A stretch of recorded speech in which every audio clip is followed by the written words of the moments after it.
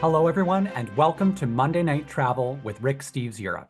Whether this is your first time joining us or your 185th, we're glad to have you here with us tonight.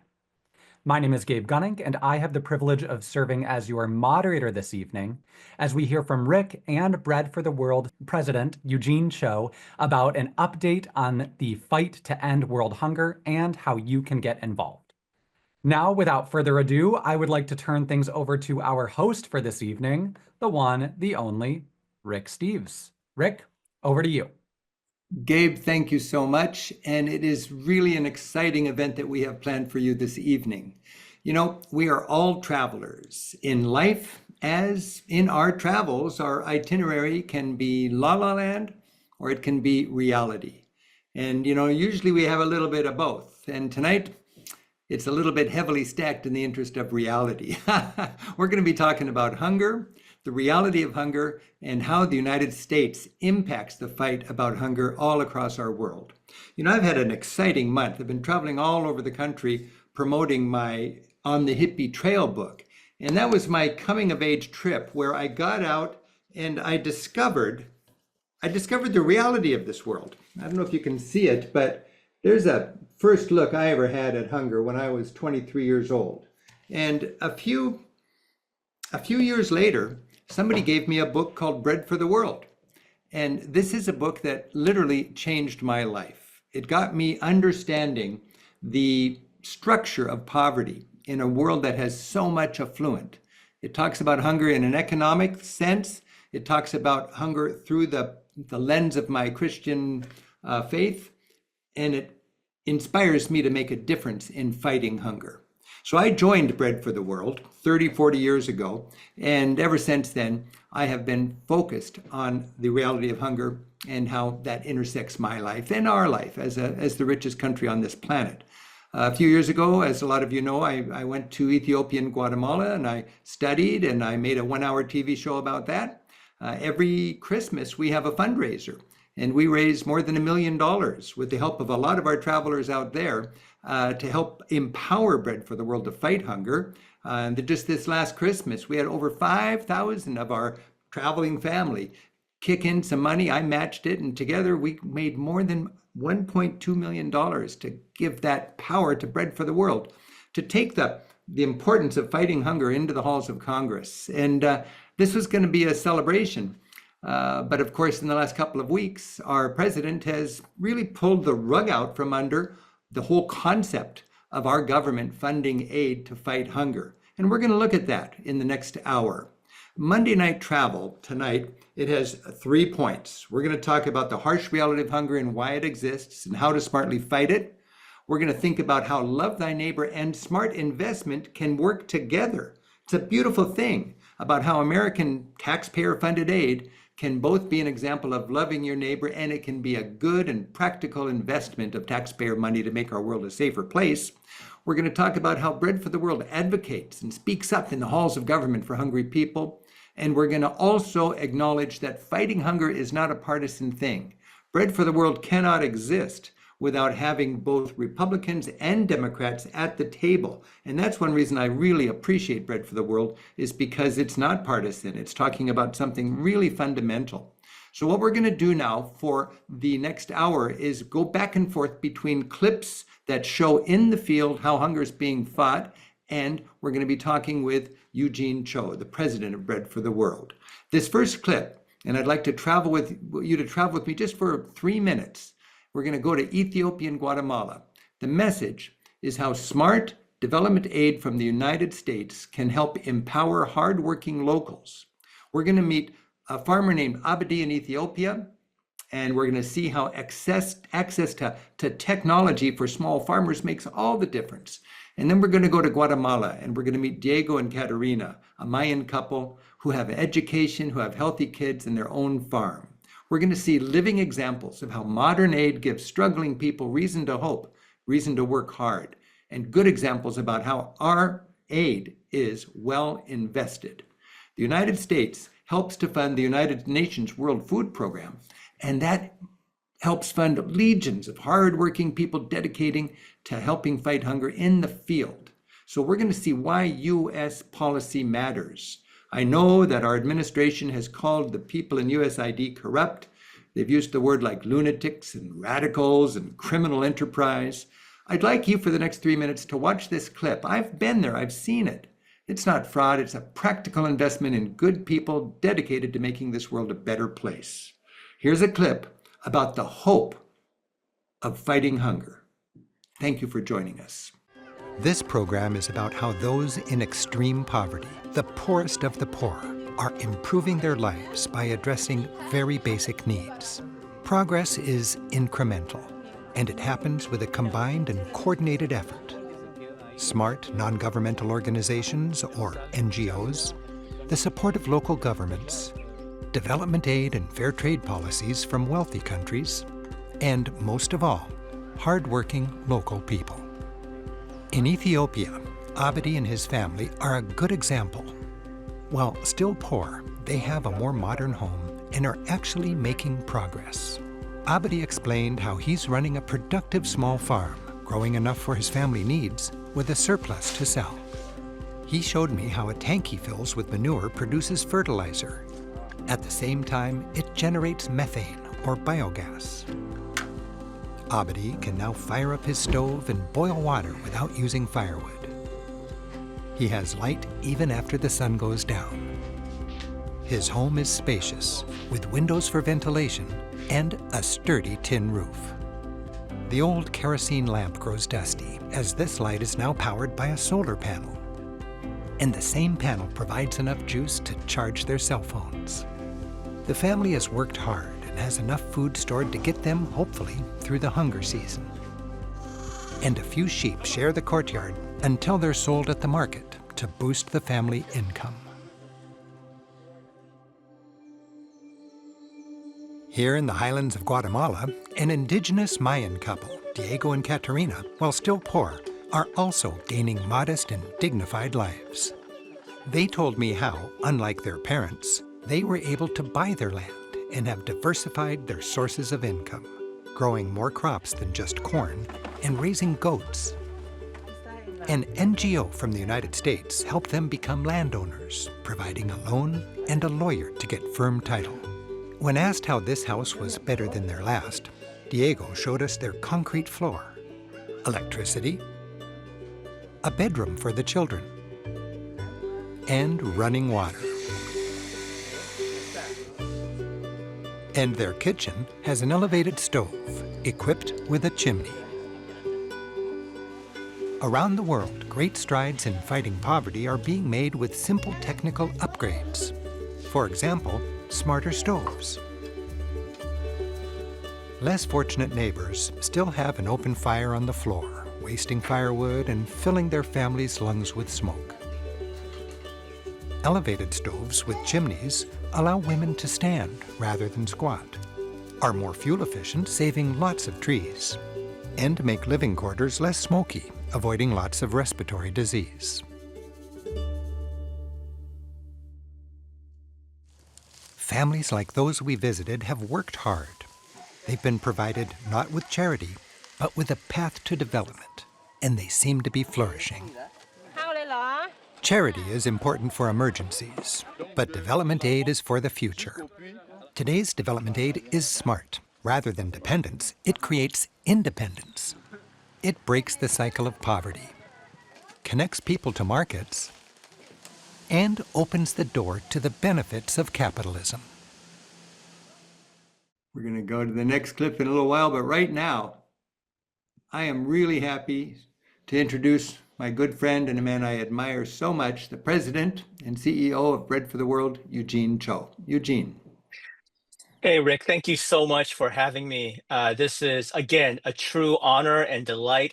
I'm not sure if I ever shared this with you, but when I was younger, I really, really wanted to be the Asian version of Rick Steves. Seriously, this is not a joke, but again, thank you so much. What a privilege for me to join you and to partner together to do so much good in our nation and world. I hope it's also appropriate for me just to name and celebrate the good news, the great news of you being cancer-free. I know you've shared that with your followers, but we are again, rejoicing with you. And I want to, again, add my words of gratitude to the over 5,000 people that contributed to your matching campaign. From the bottom of our hearts, thank you so much. Eugene, it's so exciting to see that people understand and value the work that you do at Bread for the World. Can you explain to us, just in your words, just briefly, what is Bread for the World? Sure. So, Bread for the World is a nonpartisan faith organization that's been fighting hunger through advocacy for 50 years. So, we organize people in the United States to speak up, to advocate, to lobby their members of Congress to change the policies and programs that allow hunger and malnutrition to persist. That's Bread for the World. Now, I helped to raise $1.2 million last Christmas for advocacy. And this is something we've done it now for many Christmases in a row. I said advocacy. I said not charity or not development aid, because there's plenty of that and that's all good. But my favorite kind of philanthropy is advocacy. That's Bread for the World's mission. What is advocacy? Yeah, so for those that might not be familiar with that word, I would say the most simple definition is kind of the act of generating public support or recommendation of a particular cause or policy. I'm going to break it down like this, Rick. Politics matter because it shapes policies, and policies always impact people.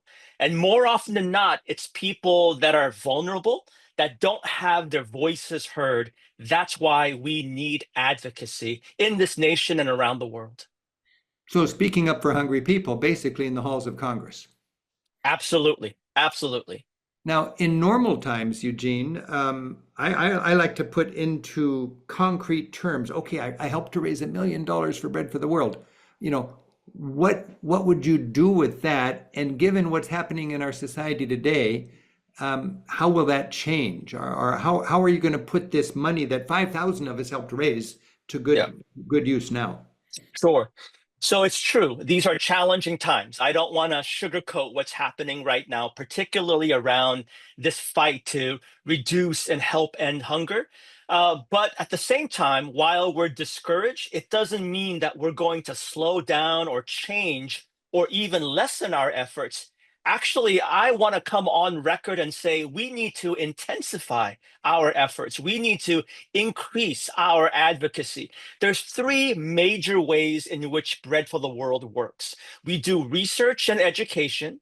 We have government relations and lobbying, which I'm sure we'll speak about in a few minutes. And then we also have grassroots members and activists in every congressional district. So Bread for the World uses those resources that you raise to generate the kind of the tsunami, the efforts to help end hunger. Now, you know, I know that when our government thinks about giving aid, it doesn't just give aid because it wants to be nice. It gives aid with strings attached that makes America strong.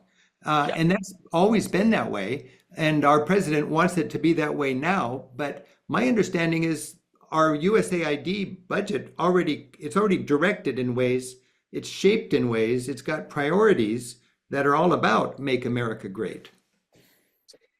Yeah, I think that's fair. I think it's fair to say that USAID has always had some strings attached. Now, I could make the case that just helping people is the moral right thing to do. We could have that conversation. But the reality is USAID has always had some strings attached. So I'll give an example. Food aid started with two purposes initially, to make use of surplus of US food and commodities, and to deploy what's called soft power, a way of asserting influence, hopefully good influence around the world. And so we'll talk about some of those examples, but I want you to know that that's always been the case. Good. And Eugene, that's something that's always in line with my philanthropy. I like to inspire and encourage people to love your neighbor. You know, it's kind of fundamental. But I know that in the privacy of the voting booth, that can be tough. And the good news is there's a twofer here involved. By investing in fighting hunger, of course, you're loving your neighbor, but you're also making a practical investment in stability and security. And when I traveled in Ethiopia and Guatemala, Yep. I thought it was a powerful classroom for understanding that when we tackle hunger, we make our world a more stable place, and that makes our country safer. I've got a video I want to show now, and it's going to be another short clip like we just saw. That first one was all about hope, and that's what happens when we get traction with our aid. But this next clip is a difficult one to see. This is about extreme poverty. We're going to be off the grid in rural Ethiopia. We're going to be in a poor part of Guatemala City. And these are two vivid examples of a global story, the extreme gap between rich and poor in our world.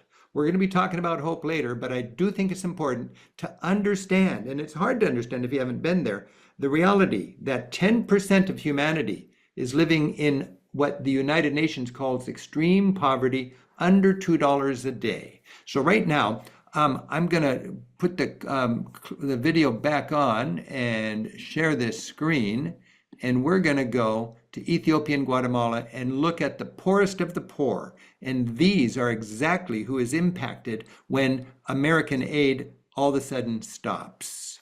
Today, of the over 7 billion people on our planet, about half are struggling to live on under $5 a day. And roughly 700 million live in what experts call extreme poverty, trying to make it on under $2 a day.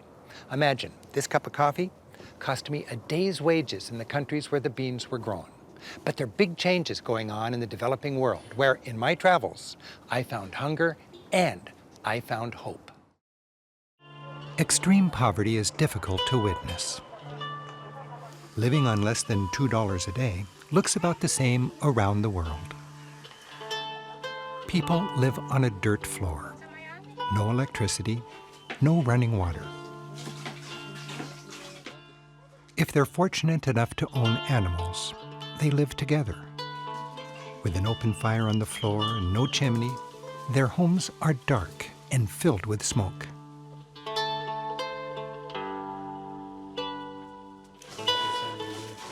Work is done by hand.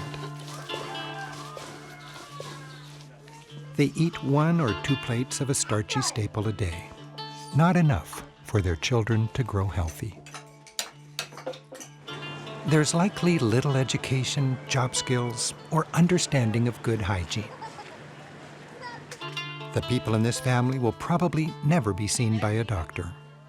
One unanticipated crisis, a storm, an accident, a sick parent, and these children go hungry. Hundreds of millions of people like these struggle daily, out of sight and out of mind of those of us who are more privileged. The gap between rich and poor in our world is huge. It's huge between rich countries and poor countries. It's huge within rich countries, including the United States. And it's huge within poor countries. Like any big city, Guatemala City has its poor districts and its wealthy districts. And the gap between rich and poor in Guatemala is particularly wide. The planned community of Ciudad Cayala is a protective haven for people with wealth. With stylish boutiques, name brands, movie theaters, and the kind of relaxed ease that comes with a sense of physical and financial security. The realtor here knows how to sell a condo. You have everything you need? Yeah, you have everything you need. You have the movie theater, you have the supermarket, you have a church, you have restaurants, you have coffees, you have academies, you have, oh, you name it. So you never need to leave this place if you don't want to. Actually, that's the concept, that you have everything in a walking distance. While the wealthy in such a development have carefully scrubbed cans for garbage, at the other end of the economy, people earn their living digging through garbage. In the same city, thousands eke out an existence scavenging from the city dump. Like in many big cities in the developing world, an entire class of people are professional recyclers. Trucks with scavengers hitching a ride rumble in and out of the dump all day. Guatemalans actually compete for the opportunity to work here. Fido Sandoval, a former gang member in the city who spent many years scavenging in this dump, describes the experience. Everyone is working on recycling different kinds of materials. People who are stronger and faster get a little bit of everything. Son los que juntan de todo. Some have to focus on just one thing. Porque tal vez Maybe they are not strong enough, or they get there after the others. buscado en la basura. So they just get what is left. Ponerle Every day you're in a struggle, risking your life for basically nothing. por nada. Bueno, es difícil. It's difficult because you arrive with hope to be able to earn something, De ganar algo. Y estás en una and you're in a constant struggle to survive. por sobrevivir. There is no security. Como fue. You might earn $6 today, or you might cut your foot and you have to go to the hospital. What is the stigma of a person who works in the dump? Tal vez el Maybe it's a big stigma, grande, pero but it's actually scary to learn a new job, to learn something else, da miedo. because they aren't used to other jobs, Porque uno because you considera think you can't do it.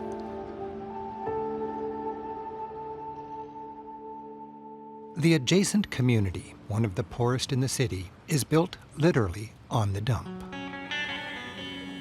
Buildings are made of salvaged tin. Electricity is tapped illegally from passing wires. In this community, while there's a frail, informal economy, many family incomes are based on bags of trash scavenged to be recycled.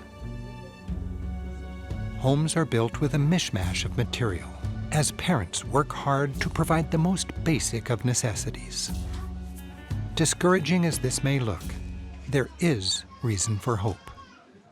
Wow, that's pretty gripping, Eugene. And I remember a decade ago, you've been at this a long time and so have I, we were kind of giddy. I mean, we were cutting extreme poverty in one generation.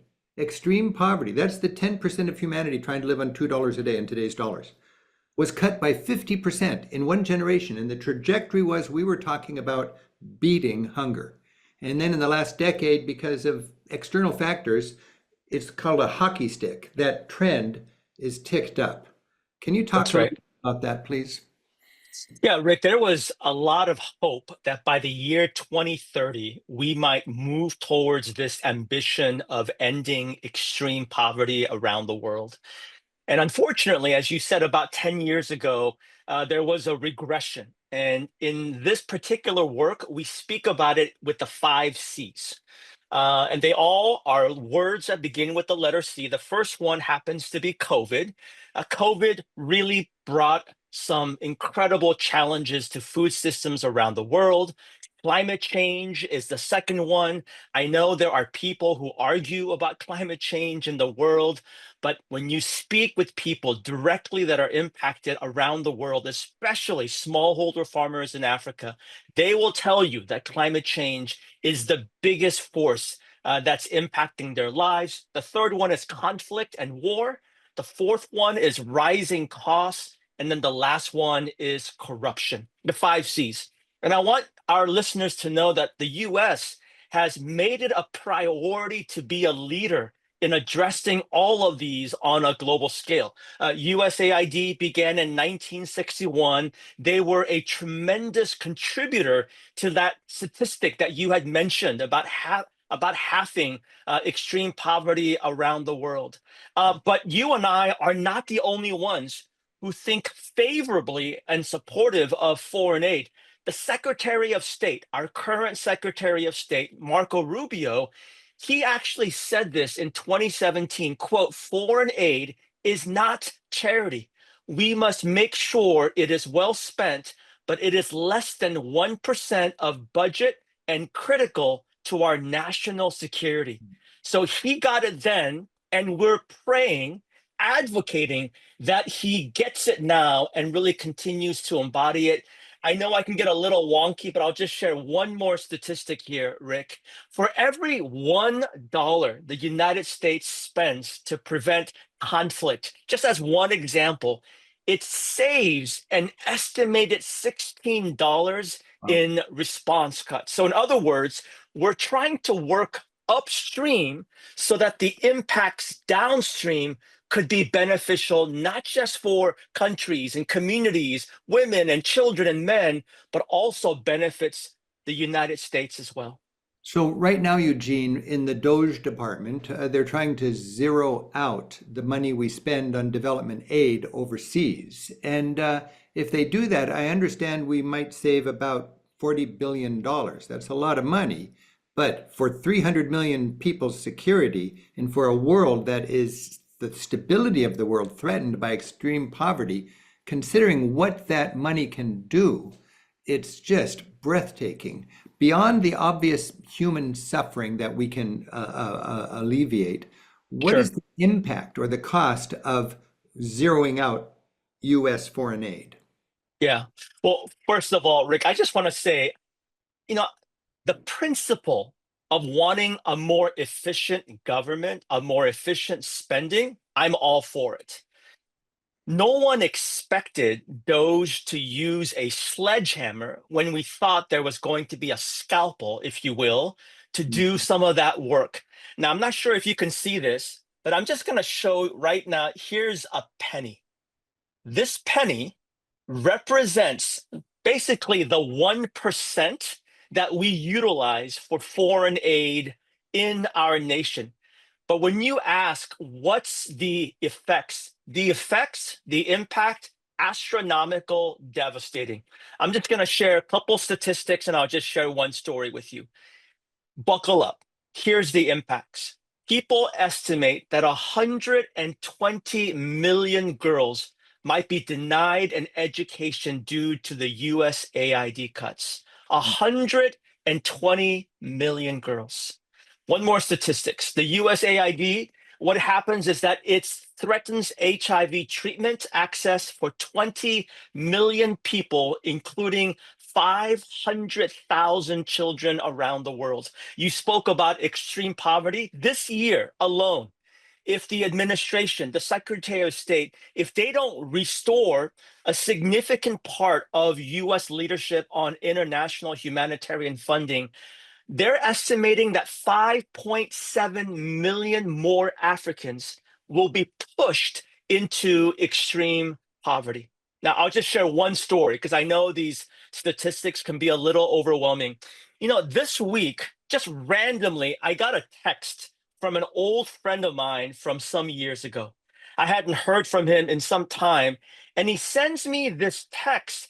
And in this text, he was in Sudan. And this is what he texted me. He said, Eugene, I need your help. I just finished a meeting with the Sudanese Liberation Movement leaders of Darfur. There's been an influx of 4 million people in the areas they control. They need food and seed. Can you open some doors for them? Currently, the SLM control a third of Darfur and have just under 7 million people that are seeking refuge. There is a desperate need for food.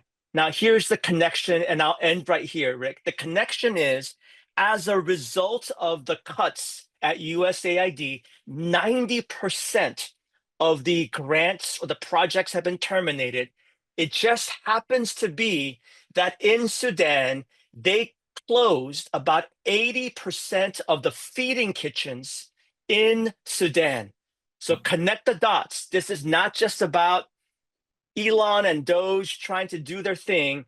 It's having an impact on real people, on women and children.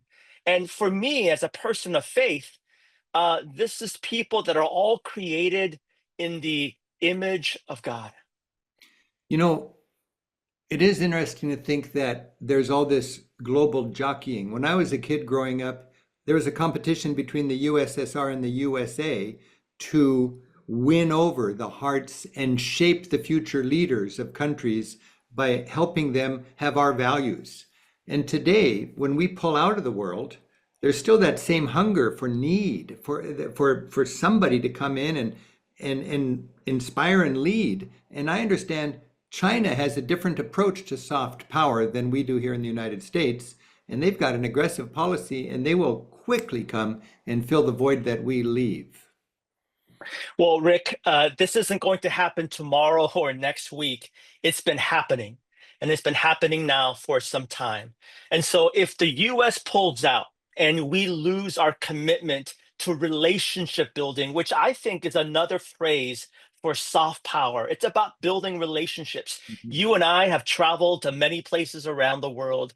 One of the things that makes me so proud of being a US American citizen is when you see bags of food, of wheat, of grain, and it basically says this is a gift from the American people. What an amazing way to Mm. somehow bridge the gap that exists in the world. So we lose US influence and diplomacy, and oftentimes, when other nations, including China, enter the picture, they might be subject to unfavorable trade or debt terms.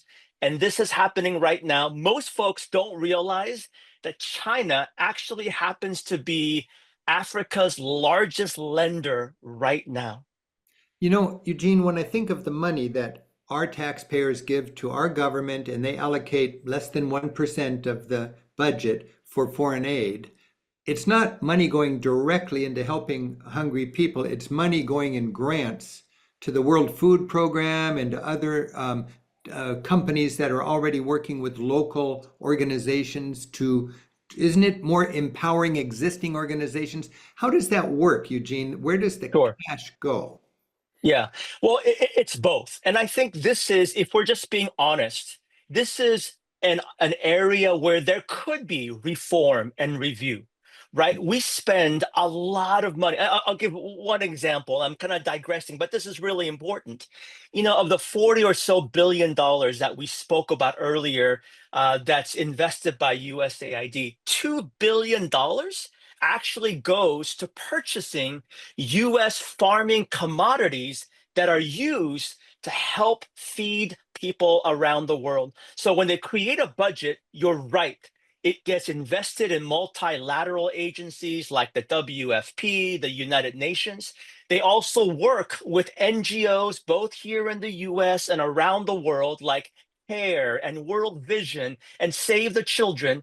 But there's also an increased effort in development right now, which Bread for the World really supports, around a concept called localization, where we're trying to get more resources directly to community-based local organizations that are led by their local leaders. So it's happening in all three of those ways, and that will continue if the administration gives this a chance. I love that. Empowering local organizations that know the rhythm of life, they know the intricacies of tribal relations and all of that, and they can do a much better job than somebody who flies in with all the answers. So that's an example of modern aid that I think is much more sophisticated and productive than old-fashioned aid. You know, one of your C's that you mentioned was conflict. And it is so tragic to think that there's enough food, essentially there's enough food in every country if the distribution is there and there's no conflict. But conflict is a big, big challenge. And I'm going to just play a little clip here about conflict, and then we'll talk a little bit about how this impacts hunger. While there's been tremendous progress globally in the fight against hunger, unfortunately, over the last few years, hunger has ticked up rather than declined. To a great extent, it's because of a combination of three things: conflict, bad governance and corruption, and climate change. Conflict is a major hurdle. Wars, drug trade, gangs, sectarian violence, with so much weaponry ending up in the poor world. It all pushes people deeper into poverty. Statistics show that when there's violent conflict, it's the poorest who suffer the most. More civilians than combatants die. Institutions that hold societies together fall apart, and economies grind to a halt. A global surge in armed conflict, especially in Africa, is a major reason for the recent setback in progress against world hunger. Experts believe that, in the future, most hunger will be in countries racked by conflict.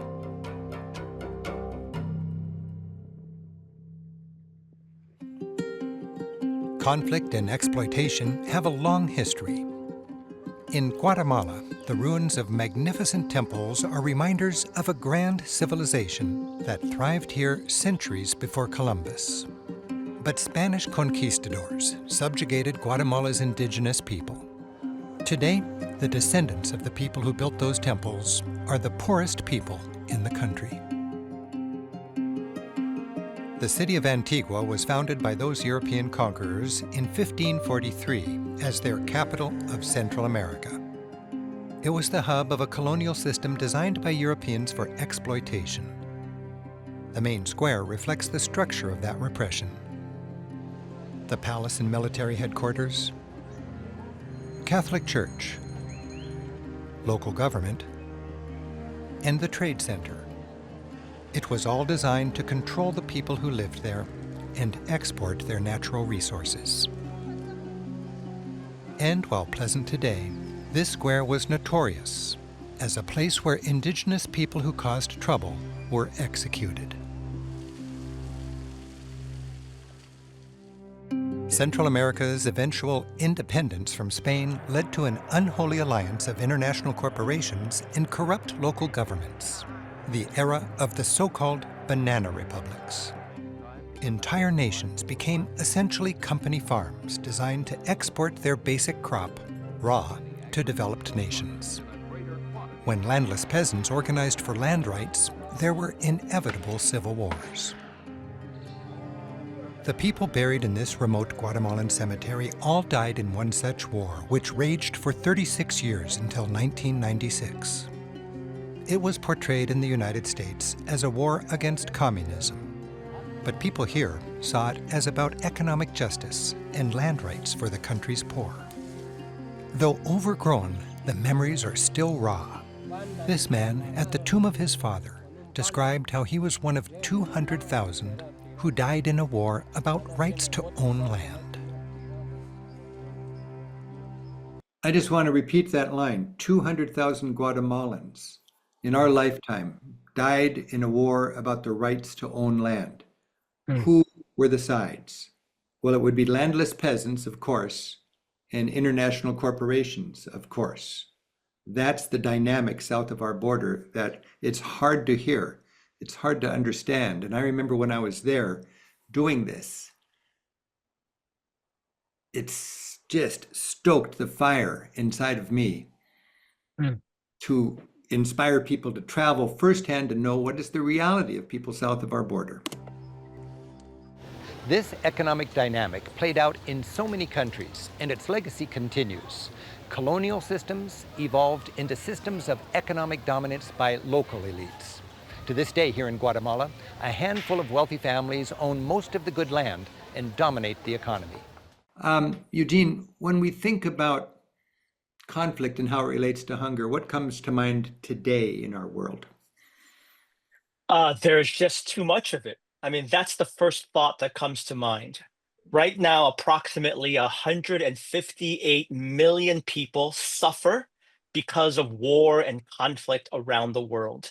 There are 22 hunger hotspots around the world. And the last time I checked, about 17, 18 of them are exasperated because of war and conflict. You could talk about Sudan, about Gaza, about Haiti, about the DRC, and the list goes on. But what I think about the most is about children, about babies, about young children that should be in school. And I once heard someone share this. They said, children don't start wars. They can't end wars, but they are the ones most impacted by war. Wow. And sadly, that's happening around the world right now. Peacemaking is one of the most important endeavors for all of us, whether in this country or around the world. And this is, for me, this is so great to have you here weighing in on the actual impact of these realities in our world today that can be addressed. Another one is what I consider one of the low-hanging fruits of development aid. It's just bringing water to communities. You mentioned children and mothers. This is a major issue. I've got a little clip I'd like to share with our audience here about water, because to me, We take water for granted. And when you travel, you see the beauty of bringing water to a thirsty community. Rising out of extreme poverty through development requires certain basics. Water is fundamental to health, hygiene, and nutrition. But for much of the world, access to water is a daily struggle. Hundreds of millions of people live in villages with no running water or well. They have to walk for their water. It's typically a job for women and children.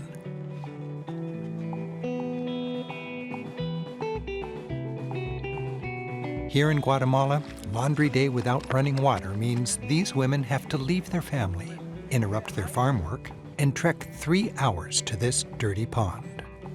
Water is so heavy that the women wait for their clothes to partially dry before making the long slog home.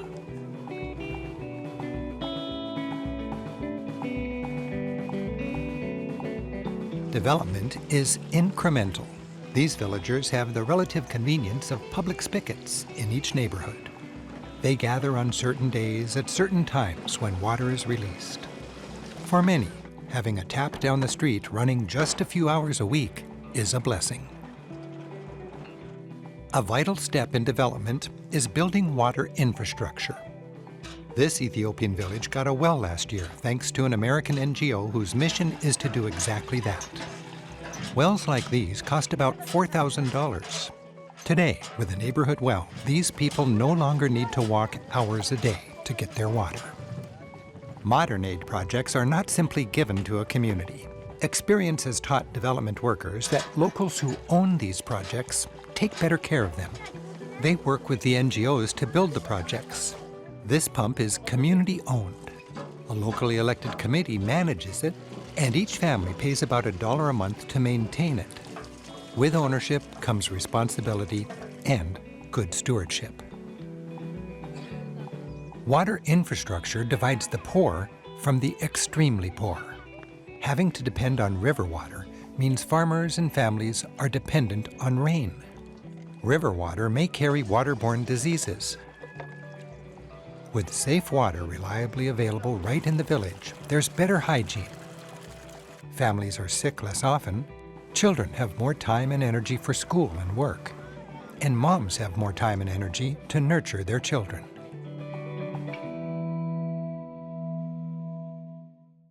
I was so thankful to be able to be there and to learn all of that, Eugene, with your predecessor, David Beckman, who was the president of Bread for the World before you arrived. And it's so great to be able to share this. The next clip I'd like to talk about is health posts. And for me, this is a great example of soft power, which I think is underestimated. I mean, soft power. For $1 million, we can drill 200 wells like we just saw there. And every woman that goes there in the morning to pump water for her family, she's gonna not walk across the county, she's gonna walk across the square. And when she pumps that handle and life-giving water comes out of there, she's gonna say, God bless America. God bless America. That is how we make America really strong, by sharing our compassion and helping thirsty people have water. It's amazing to me. Now, this next clip I want to show is about Health Post, and it's another example of this. And this Health Post you're about to see, it's off the grid in Ethiopia. It was one of the highlights of my visit, and it just really was an inspiration. All of these women with their babies that were so eager to be good moms. And we've got a chance right now to see how we can have bang for our developmental buck. When you look at this, you'll notice a few USAID posters in the background, and this really is the work of USAID in action. So I'm gonna take us there now, and we'll just take a quick visit to Ethiopia. An effective way to fight hunger is to focus on health and nutrition. After all, if you're sick, you're more likely to be poor. And if you're healthy, you're better able to climb out of poverty.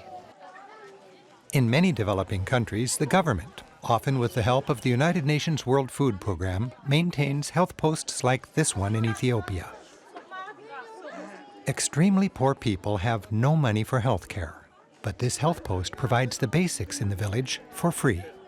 Pauline Akabwe, a local UN worker, explained how they educate young mothers who gather here twice a month to help them raise healthier babies. A health post is the smallest unit of health in Ethiopia, and this is one of the health posts. The reason why we have a health post is because of the close proximity to the community, and the mothers and our beneficiaries do not need to pay any money to receive services. The main objective is to prevent malnutrition. We have a program called Targeted Supplementary Feeding Program, and the program targets children under 5 years with moderate acute malnutrition and also pregnant and lactating women with moderate acute malnutrition. One of the activities that we do is to screen for malnutrition, moderate acute malnutrition. They measure the arms of the children, and if the pointer shows yellow, it means the child is moderately acute malnourished. We also weigh children. When you're screening for malnutrition, you weigh children. Along with being malnourished, children in the developing world are more likely to contract a host of dangerous diseases. Inoculations are an example of a global success of a United Nations-led initiative. Measles, typhoid, and pneumonia, until recently commonplace in the poor world, are easily avoided with cheap and simple vaccinations. Thanks to a UN program, nearly all the world's children are now inoculated against these most deadly diseases, and child mortality has dropped dramatically. Wow, if you were a mother, think of the joy that you could go to that health post. It opens up once a week as that person from the United Nations comes in, and you get instructions about how to nourish your children. You get shots when you need them.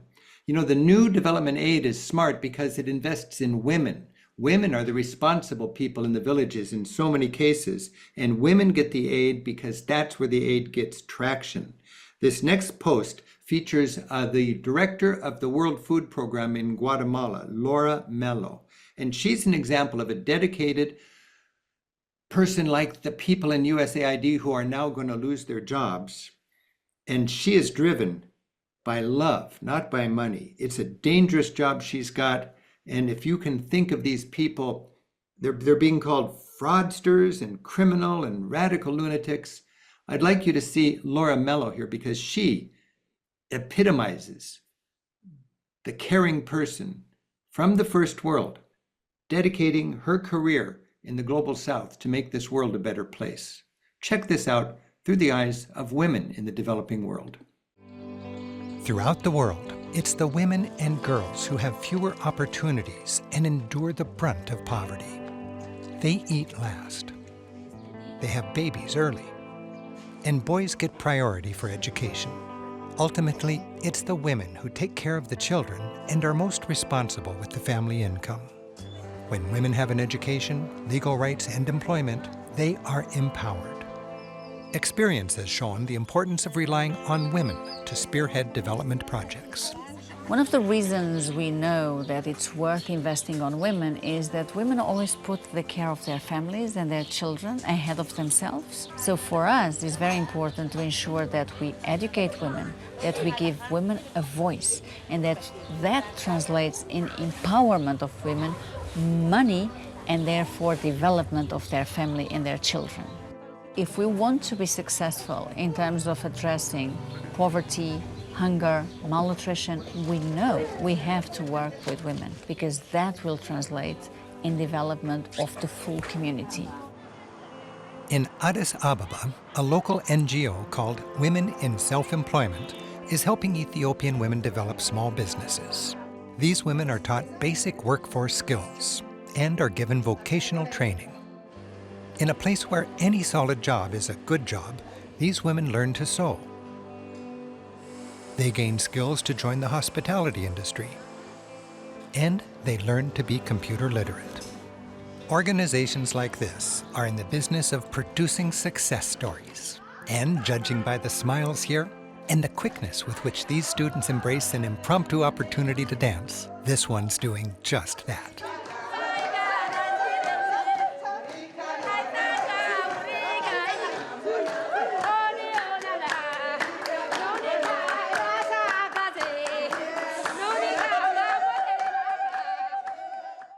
I don't know how this can't touch your heart when you watch that. And it saddens me that many of the people who are making the decisions right now about how we address this challenge, their world view is shaped by beach resorts and golf clubs.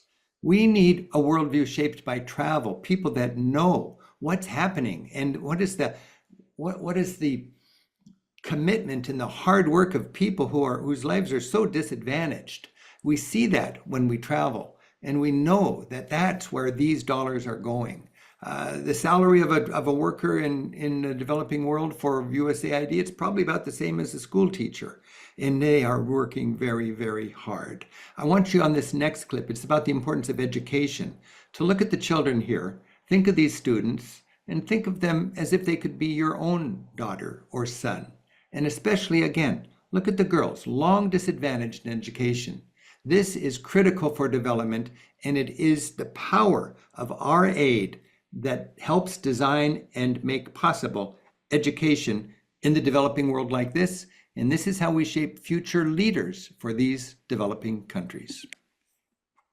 Education is critical. Governments, private enterprise, and parents are realizing that an educated workforce is a prerequisite for development in today's global economy. In terms of pure economy, workers are considered human capital, and they produce more when healthy and educated. Like many developing nations, Ethiopia aspires for all children to have about 8 years of schooling. In both countries, we saw committed teachers and eager students. Development workers have learned the value of education for girls. Girls with an education gain more control of their lives. Educated women have fewer children, and when they do start a family, their children are generally healthier. Even with meager resources, it seems that as long as students are healthy and adequately nourished, they're eager to learn. They know that a better future depends on being able to read and write. For these students, a few months of vocational training prepares them to get a job. Computer labs, welding skills, plumbing, and a field with lots of future employment, being a solar panel technician. Well, Eugene, there's so many ways that these communities can be helped. As you look at that, and as you think of the challenges facing Bread for the World right now, what are the big issues that you're facing today? What's on Bread's agenda? Yeah, Rick, it's a great question, but that last video was inspiring because there's nothing more impactful than opportunities and jobs to lift people out of poverty. And of course, you mentioned education. I just want you to imagine trying to learn and study if you're an elementary school kid and you're hungry or you don't have the proper nutrition. It's impossible. So because Bread is an anti-hunger advocacy organization, I would say that there's both our domestic goals or agenda and our international goals.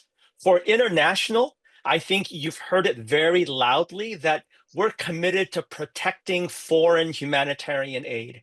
We need to advocate, we need to fight for the restoration of humanitarian aid, including our commitment to global nutrition. But I also want your listeners to know that we're also very committed to working here in the United States as well. In the US, for example, our goal is to fully fund a program called WIC, which stands for Women, Infant, and Children. My wife and our children many years ago were on that program, and we deeply benefited during a really challenging time in our lives to have that safety net. We're also advocating for the special supplemental program called SNAP. And then also we're supporting a program called the Child Tax Credit, the CTC. When that program was expanded during the pandemic, it cut child poverty in the United States nearly in half. I mean, it is absolutely amazing. Now, of course, it's an investment of our resources, but imagine investing in a particular policy that reduced child poverty in basically about a year, year and a half by about 50%.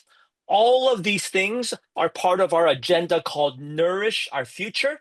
My colleagues are going to put the link, I'm sure, in the chat. And I would love for people to learn more about Nourish Our Future, whether you're from a red state or blue state, whether you're a Republican or a Democrat, no matter who you are.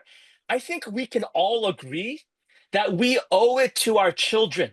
We owe it to young people to ensure that they have an opportunity, not just to survive, not just to make it, but an opportunity to thrive and flourish. And that's some of our goals with Nourish Our Future.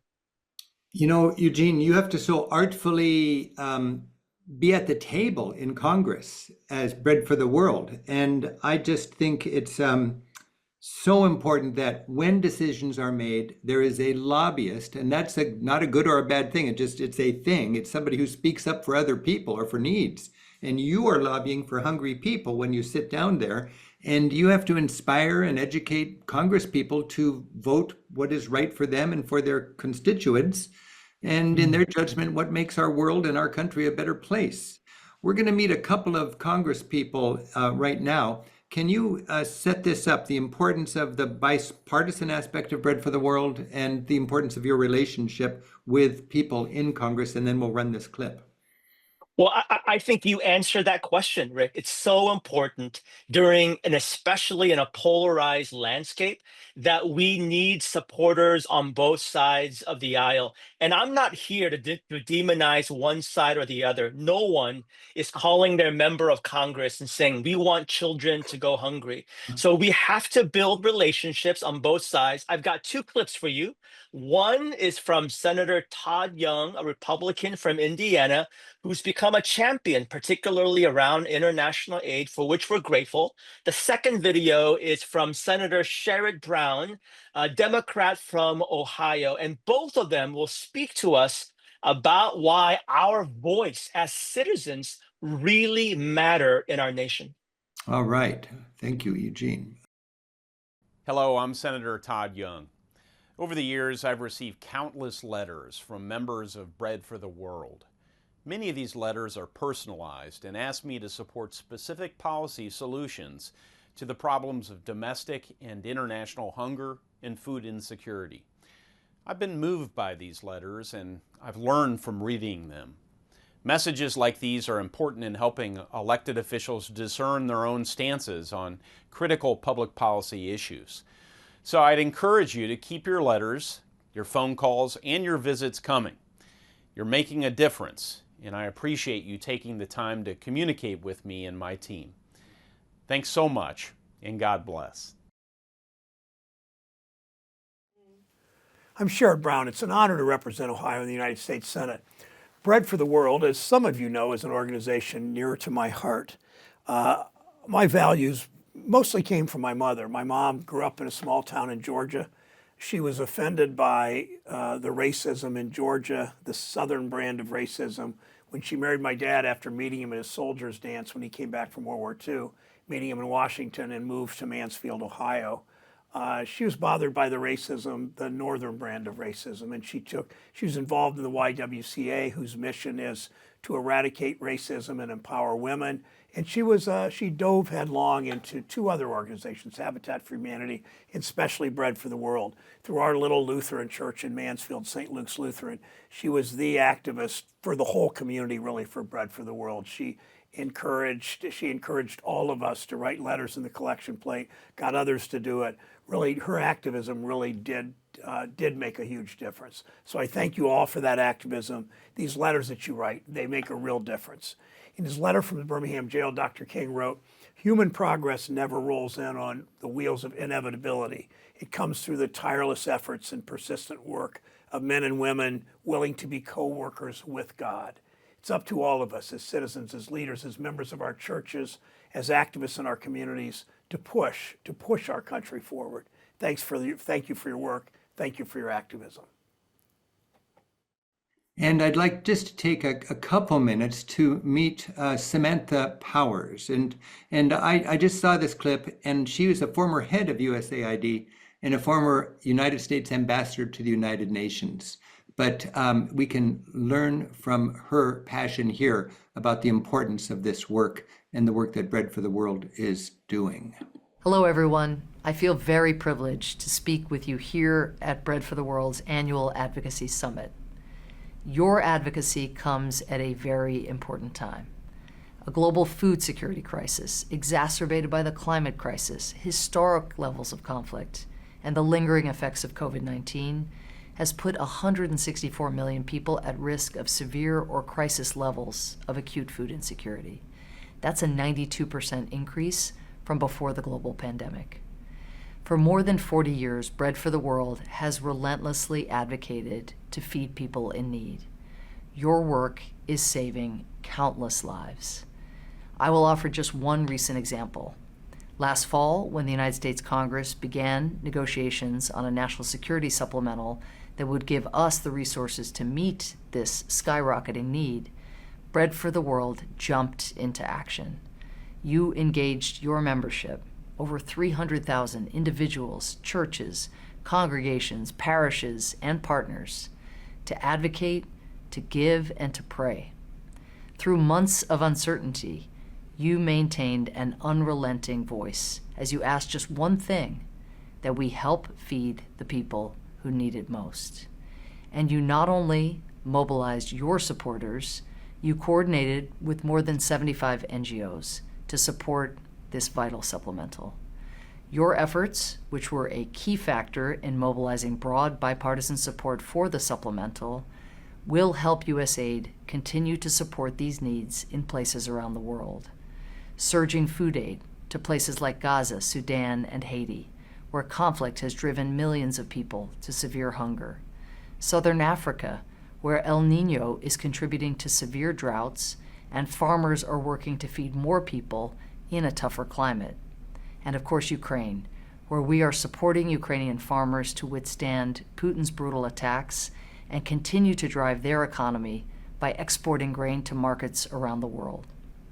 The success of the supplemental, getting it through, is just one example of the important work that Bread for the World does every single day, living your faith and mobilizing people to take action on behalf of the world's most vulnerable. Thank you, thank you, thank you for your work.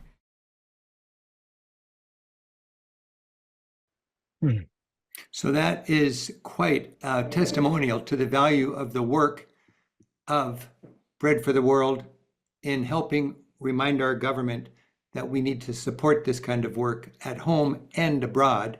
And I know it's very important in our government to not help anything that's not capitalistic. And I'm a capitalist, and capitalism is here to stay. And I was always inspired in my travels in the Global South, in Guatemala, in Ethiopia, and beyond, at how people just want to be part of the global economy. I put this 2-minute clip in here to underline how we are helping people run small businesses. Farmers, half of humanity are smallholder farmers. They want to sell stuff. They want to grow stuff and sell it and have a little money left over so their kids can get a good education.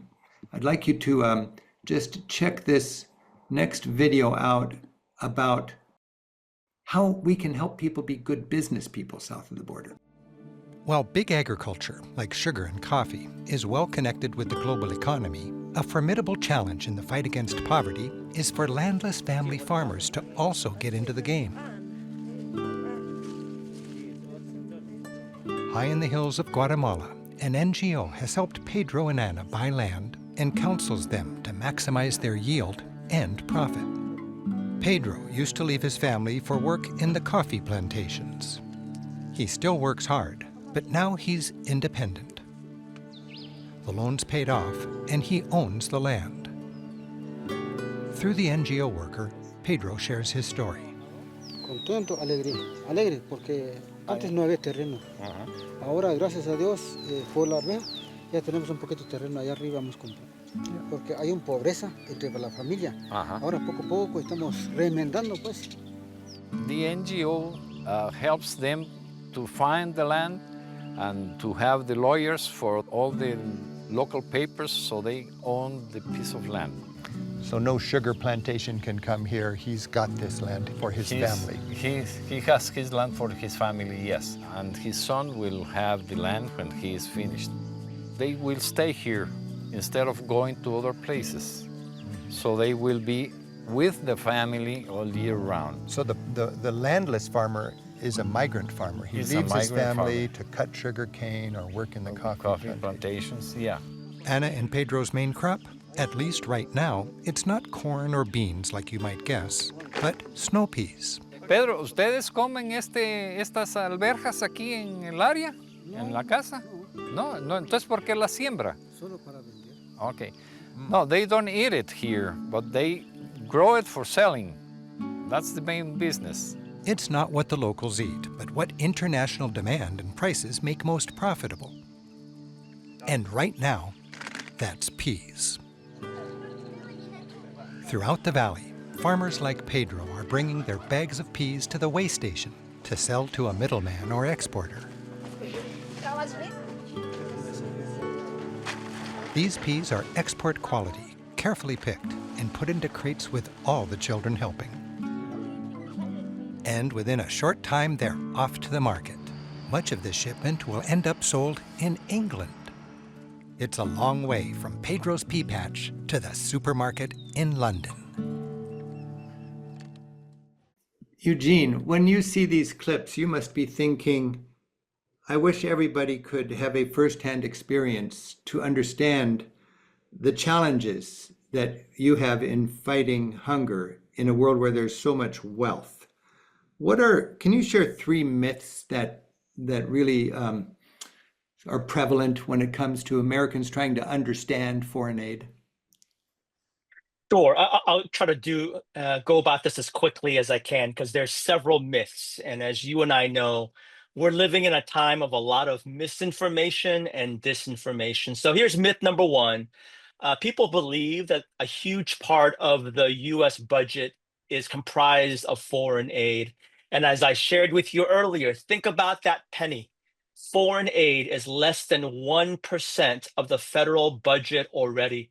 Myth number 2 is that people think that other nations don't help and it's only exclusively on American shoulders. And while it's true that US is one of the largest donors in absolute terms, it spends less on international assistance as a proportion of its wealth than many of our allies.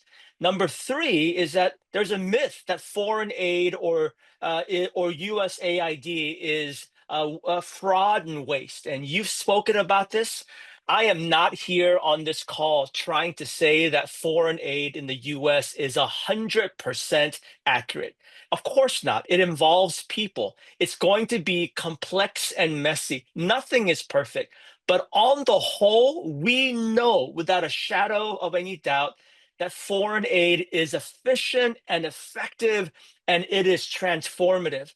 And I find it incredibly upsetting and disturbing that you have Doge and Elon Musk that are out there spreading false stories. And even he himself said that some of the stories that they shared early on, which went viral, were actually not accurate.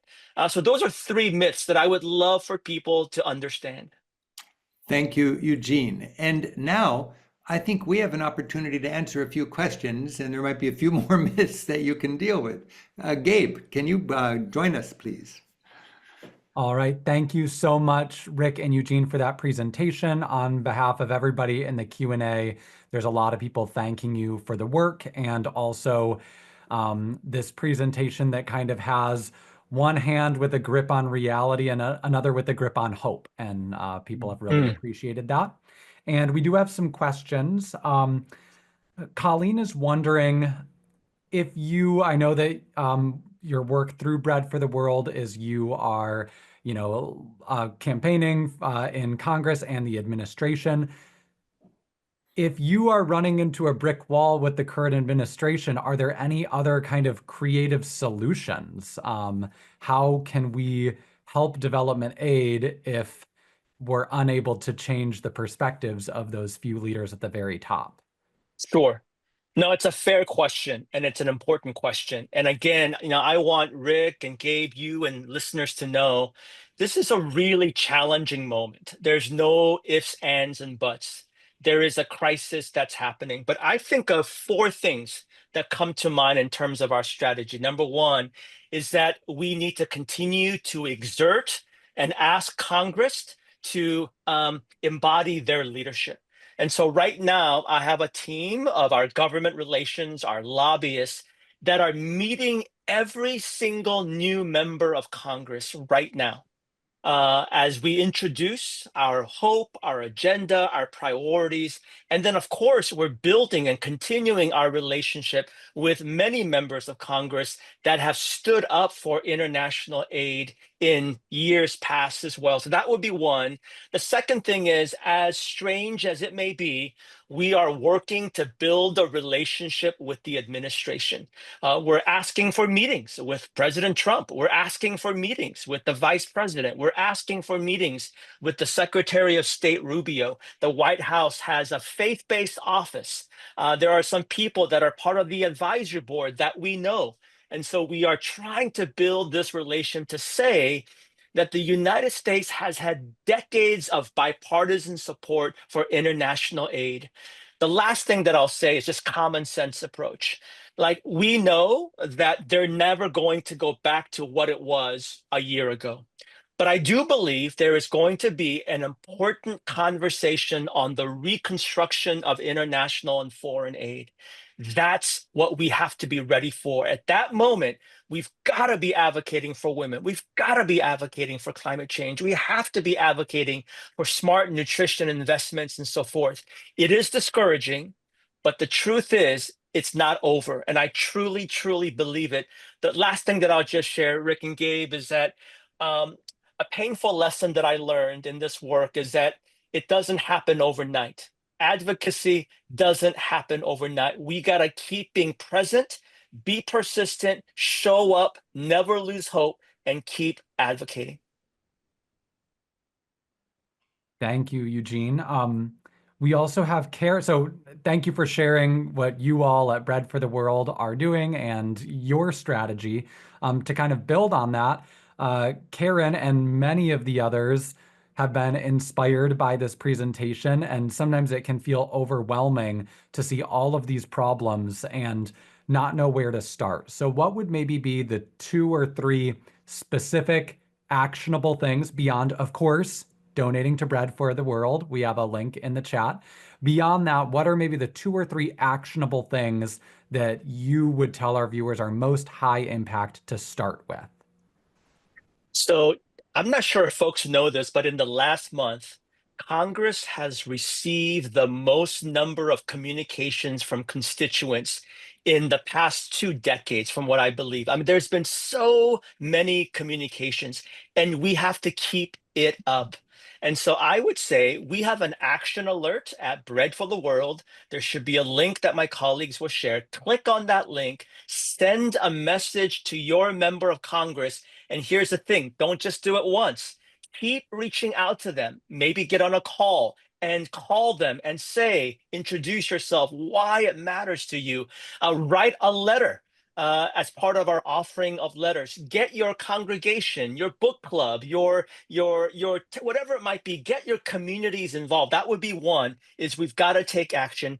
The second thing that I would say is, because this is going to be a marathon and not a sprint, it is good for each person to become educated, to become equipped. Bread for the World has a toolbox, and we want to be able to share some of the tools in that toolbox so that you might be equipped and not feel a sense of discouragement or disheartenment. I would add that's for good citizenship, and we have a couple of clips we're going to show in a few minutes that make that visual. When Eugene was talking about send an email, get on the phone, for 50 years, Bread for the World has been doing this. This book came out when there was no internet, and people would get together at church and they'd all have a letter writing party, right, Eugene? And they'd send it all to the local congressperson. And there are so many examples of how that makes a huge, huge difference. I do want to remind everybody that you'll get a lot of different links tomorrow when you get your email. They're in the chat right now, but you'll get a link to this TV show, Hope and Hunger. And tonight we've seen 20 or 25 minutes out of this 60-minute program. If you'd like to see that, you can watch it on my website anytime or on the PBS app. Also, you'll get a link to the book that I wrote after doing this research and making this TV show. And it's got a lot of beautiful pictures. And you can get this for free, a PDF of it on our website. And you'll have a link to that. But that would give you a little bit of the general understanding. But what Bread for the World can give you along with that is the skills to be an engaged citizen and to be raising your voice properly. So we have links to all of the stuff that will be on the email tomorrow that you receive, plus the time that Eugene and I had together 1 year ago, which we covered a lot of different ground.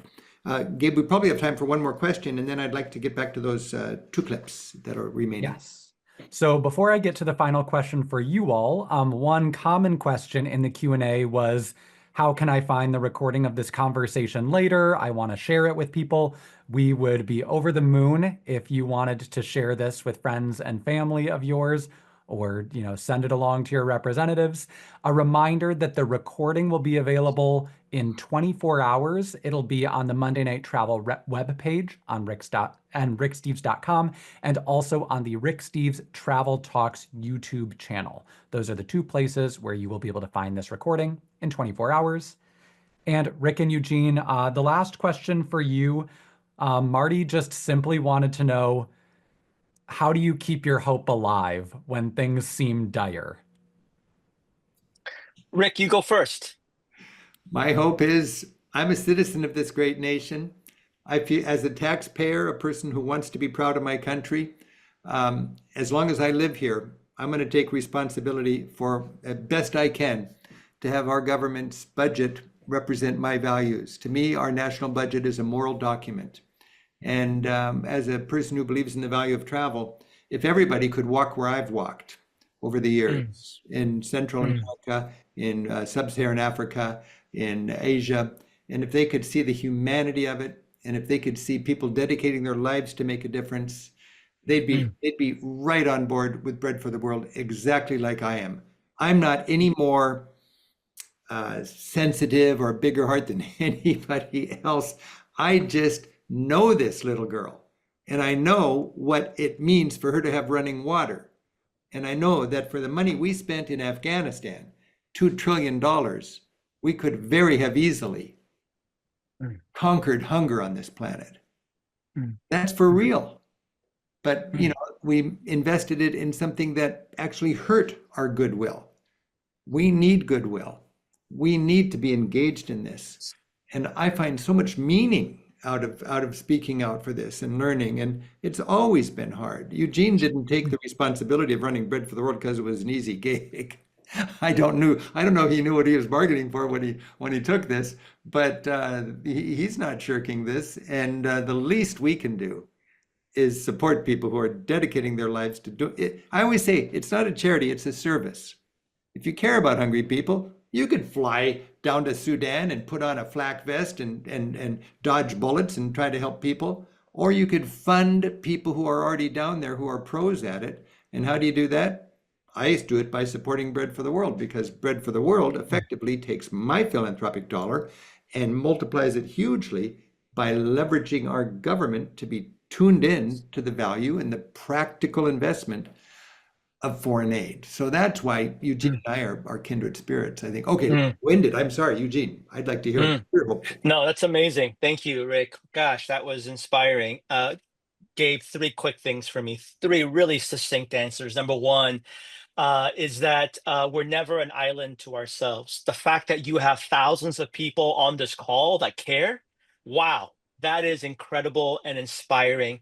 I know there are going to be, and there are so many people around the world, including local leaders in these respective communities that care. Next week, we have a prayer vigil in front of Congress where people are going to come together to pray and to advocate. And we know that there's going to be so many people there. Here's the second thing that gives me hope is it's history. We have a history of impact. This program called PEPFAR has saved 25 million lives in the continent of Africa. Feed the Future has lifted out 23.5 million people out of extreme poverty. So this is not hopeful, nebulous, idealistic thinking. We have concrete data and stories. The last thing that I'll share is the story of my father, who just turned 89. But he grew up in what is now called North Korea.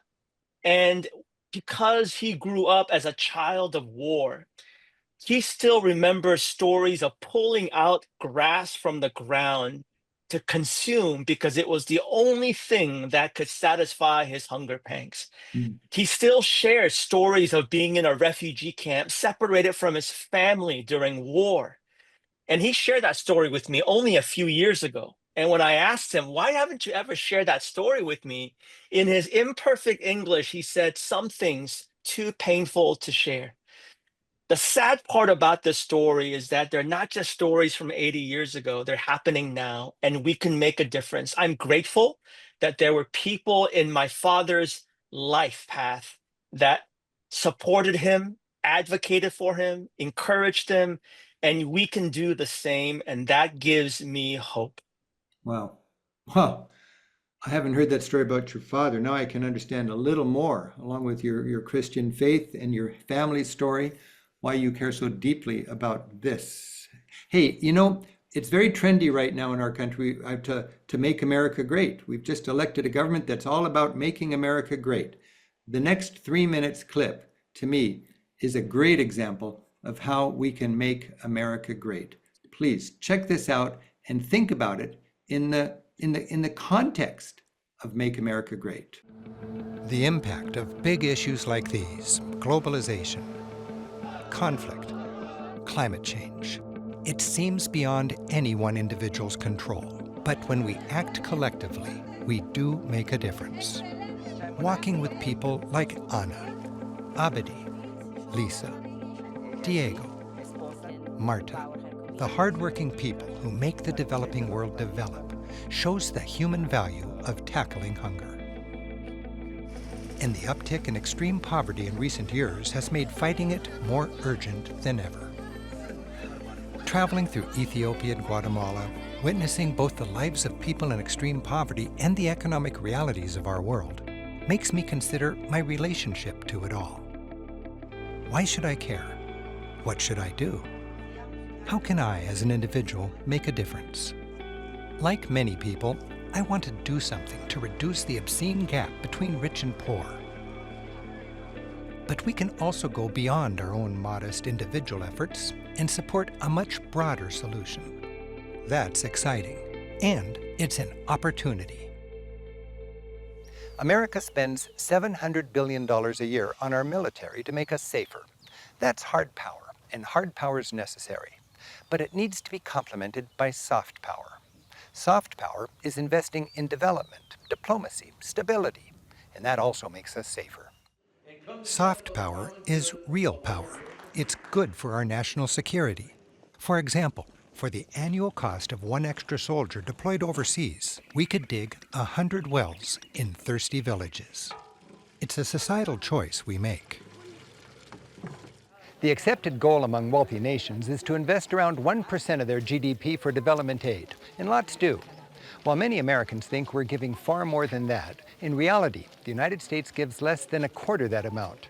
For every $100 of our GDP, we give less than 25 cents in development aid. So what are the options? As we've seen, generous giving to hardworking NGOs is important.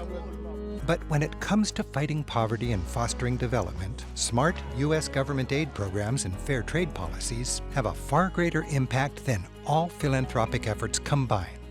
How our government responds to these challenges does make a difference.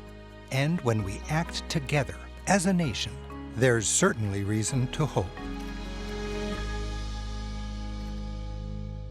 Considering all the wealth in our world, 700 million people living in extreme poverty is just not right. We can end hunger in our lifetime. We can do it because we care, or we can do it because it'll make our world more stable and our country safer. Or we can do it for both reasons. Thanks for joining us. I'm Rick Steves, wishing you thoughtful travels. And this last clip is just from Bread for the World, so we can better understand the work that they do day in and day out to help our country address the challenge of hunger, both at home and abroad. Around the world, more than 700 million people go to bed hungry, including 1 in 4 children who are under the age of 5 who are at risk for life-threatening malnutrition. And in the US, over 47 million people experienced food insecurity. As policy experts, we know it doesn't have to be this way. As people of faith, we know it shouldn't be this way. And that's why Bread for the World exists. We are an informed, collective voice, compelled by our faith in Christ to love our neighbors, especially those who experience hunger. We are called to speak up and urge our nation's decision makers to pass policies that end hunger both in the United States and around the world. Since 1974, Bread for the World has united individuals and churches, creating a movement of 300,000 faith leaders, congregations, and partners advocating for policies to end hunger. We advocate because we are commanded to love our neighbors. We research, draft, and push for legislation that addresses hunger's root causes. We lead coordinated letter-writing campaigns that inspire communities to write tens of thousands of letters to Congress. And it's working. We help to expand nutrition programs, ensuring millions of children get a healthy start. We secured billions in emergency food aid, helped reduce child mortality worldwide, and championed debt relief for low-income countries, transforming lives in developing nations. Our advocacy has led to healthier school meals, more robust support programs for families, and innovative solutions to domestic and global hunger. During the pandemic, we championed policies that kept families fed and poverty rates low. Today, our Nourish Our Future campaign prioritizes advocacy for policies that would provide millions of children the food they need to thrive in the U.S. and around the world. But our work isn't done. We need your help to make hunger history. Will you join us?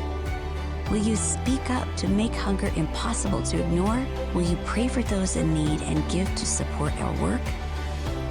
You, me, us, our neighbors, all of us, together. Eugene, it's been such a delight and an honor to have you with us. I just want to thank you on behalf of everybody who cares so much about hunger for your leadership and the hard work you and your staff are doing. We've been talking a lot about politics, and this is a very political time, but we're all in this together. There's no politics when it comes to our reality in God's eyes. I'd love it if we could just finish, if you could share a prayerful moment reflecting on something I think we call embrace. Love thy neighbor. Sure. Well, thank you again for the opportunity to be together. And this is not my intent to make anyone feel uncomfortable, but regardless of who you are or where you come from, faith or no faith, I'll just lead a simple time of prayer. God of love, we gather today to proclaim your desire for the flourishing of children and families everywhere. We give thanks for the ways that programs have provided nutrition and relief for families to move out of poverty and stay out of poverty, both here in the US and around the world. We give thanks for members of Congress who stand with those who struggle to put food on their tables. And yes, we do pray for all members of Congress, for the administration, that they might be deeply gripped by compassion and empathy, so that all of us may understand what it means to know and love our neighbor. We pray that our leaders and all of us on this call and others who may be watching this later may be guided by your commands to care for people, including and especially our neighbors who are vulnerable. Amen. Thank you, Eugene. Thank you so much. And it's my hope that we can all work together to recognize the ideals of our beautiful country, and that we can be true to our ideals, and that our country can be one that we're proud of as we're part of the family of nations. And thanks to everybody for joining us this evening. Thanks again, Eugene. Best wishes. Thank you so much. Happy travels.